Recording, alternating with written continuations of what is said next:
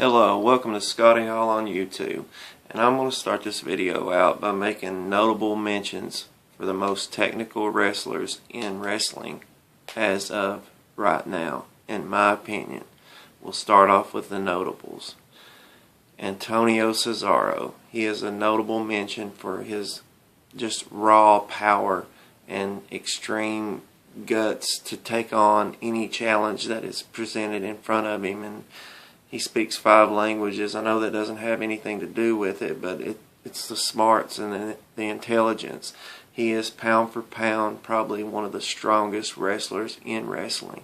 He is as far as a package deal, as much power as a Sheamus and even as much power as a Mark Henry, and he's a good technical wrestler. You can tell he's got a great amateur background, and he's just a notable mention for a good technical wrestler because he just knows his way around the ring, and he's just one of those old throwbacks like William Regal. And number 2 would be Jack Swagger.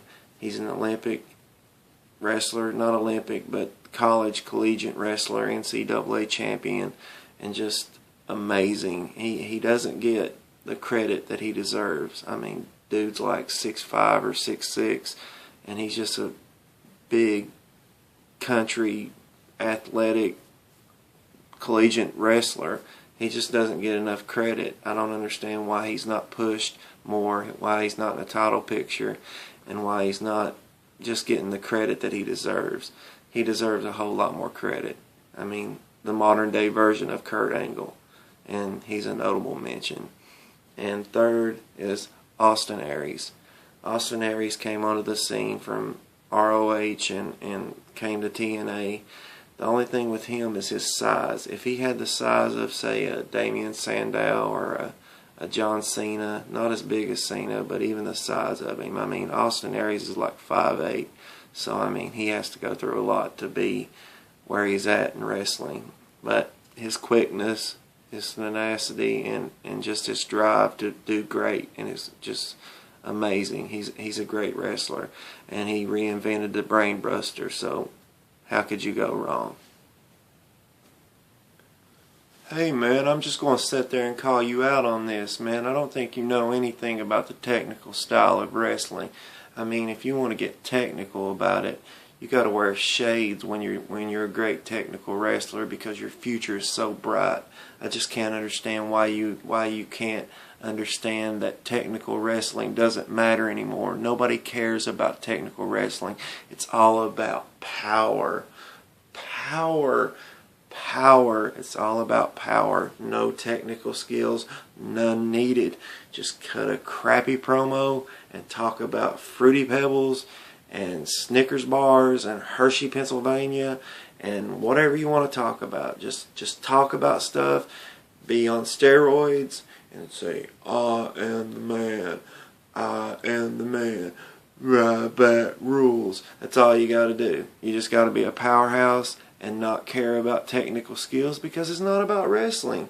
As long as somebody's using YouTube and Facebook and Twitter, what else does anything matter? Well, seeing as how that guy hacked into my channel, we'll move on to the technical wrestlers. The top 5 technical wrestlers in wrestling right now, in my opinion. And this is strictly subjective, but it's my opinion, so I'm putting it out there. At number 5, Cody Rhodes. This man does not get half the credit that he deserves. I know he's in the shadow of his dad, the American Dream, and his brother, Dustin Rhodes, which is Gold Dust. But I think, honestly, if they gave him the right push, maybe win a Money in the Bank, or just do better with what he's got.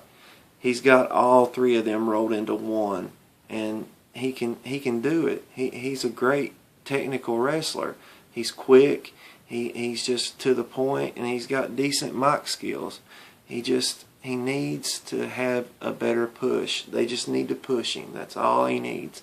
And then if he wins a Money in the Bank, it's superstardom for Cody Rhodes. He can just go as far as the eye can see.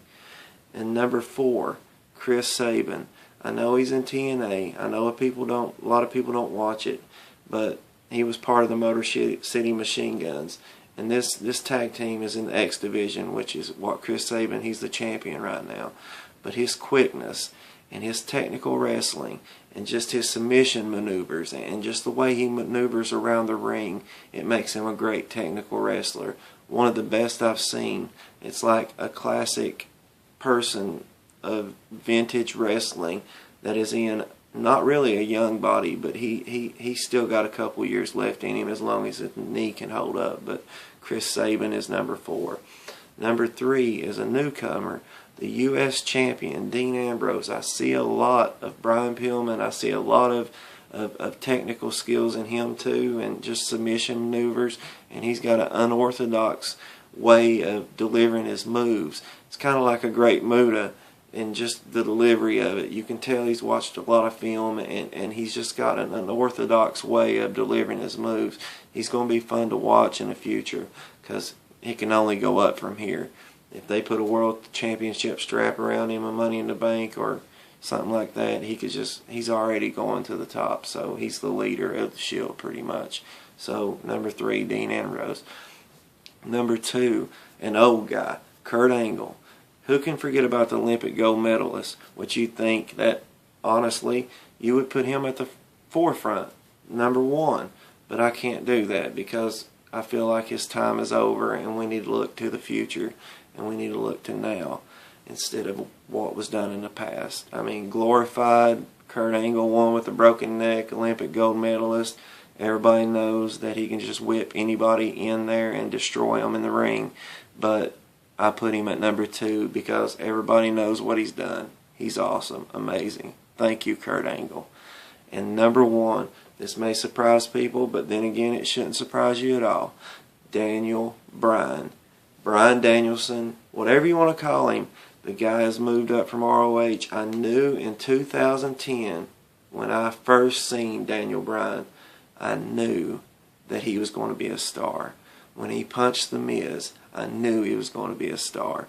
I could tell by the way that NXT wasn't building him or even billing him at the time, he was going to be a star.